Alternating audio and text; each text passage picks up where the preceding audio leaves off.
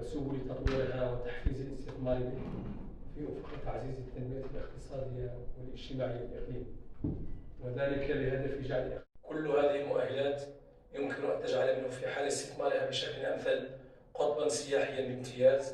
والمصالح العامة والكذا سيتسدد المقاولون ورجال الأعمال، ستسدد ممثلي المجتمع المدني والمنابر الإعلامية يحطوا الكريم يكونوا باسمه وصفته.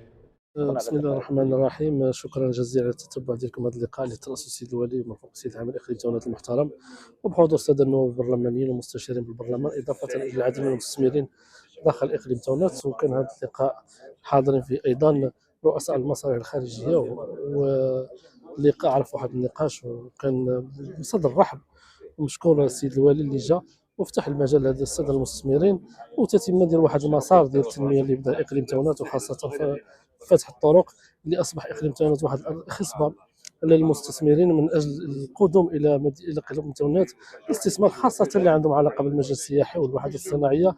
بطبيعه الحال كنتجاوب من الساده المستثمرين وعبروا على الرغبه ديالهم في الاستثمار في اقليم تونات. مشكور السيد عامل اقليم تونات على المجهودات اللي قام بها هذه السنوات هذه من اجل جعل اقليم تونات مفتوح، وفكينا العزله عليه خاصه على فاس، وفكينا العزله داخليا من دائره تيسا، دائره تونات، دائره قياس بو محمد، واصبح واحد الاقليم مفتوح. مازال مجهود كبير، لكن احنا عندنا امل كبيره، عندنا رجال، عندنا ناس اللي قادرين يترافعوا على هذا الاقليم، وقادرين يصبح اقليم تونات يكون قوه استقطابيه لا في المحطات المقبله، خاصه تنظيم كاس افريقيا اضافه لتنظيم كاس العالم. وهذا الشيء الهدف اللي يمكن نقول لكم هو ان اقليم تونات قادر يكون من اقاليم مستقطبه السياح في هذه الظروف هذه ان شاء الله، ونكونوا عند حسن ظن صاحب الجلاله حفظه الله ونصره. واحد اللقاء رفيع المستوى اللي كانت فيه زياره ديال السيد الوالي رفقه السيد رئيس الجهه الى جانب رؤساء المصالح الجهويه. هذا اللقاء اللي حضروا فيه منتخبون الى جانب مستثمرين، وكانت فرصه لتبادل الراي ما بين المستثمرين والى جانب المنتخبون وبالضبط مع السلطات الجهويه والاقليميه.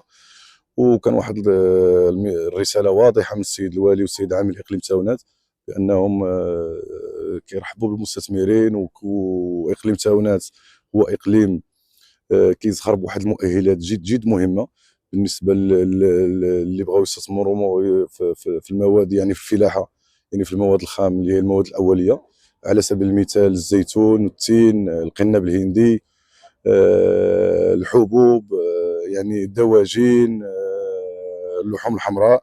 يعني هذه كلها مجالات كتساعد باش المستثمر يدخل يدير المشاريع ديالو في اقليم تونات.